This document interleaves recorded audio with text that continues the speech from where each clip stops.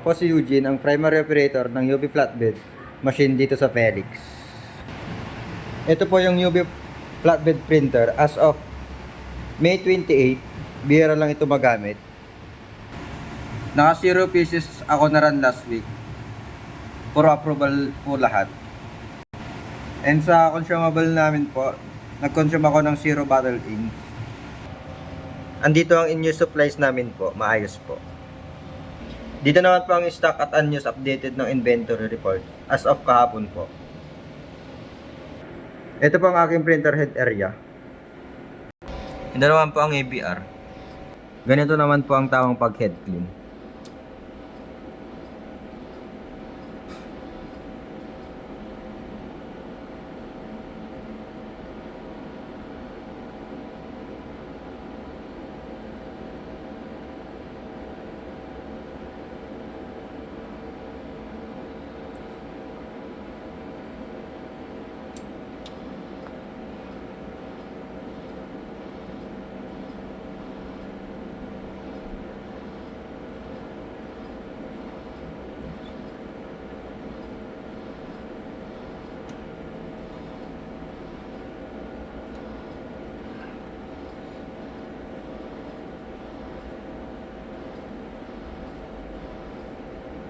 Pupunasan po ng cleaning solution po.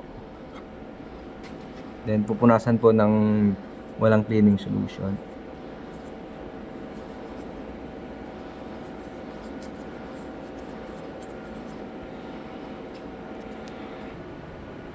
Ito naman pang nozzle check.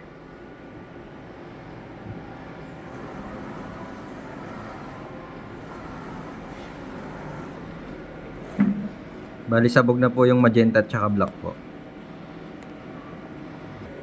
Nandito naman po ang amin ink tank area. Ang last disposable ng waste tank ay Wednesday po.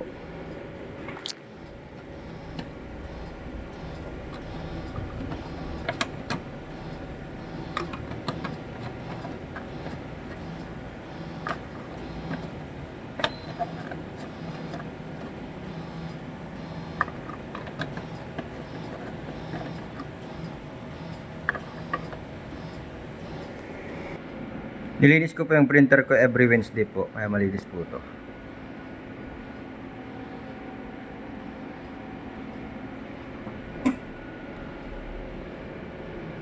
Sa PC naman po, ang hard disk level sa SIPO ay malapit na pong mapuno.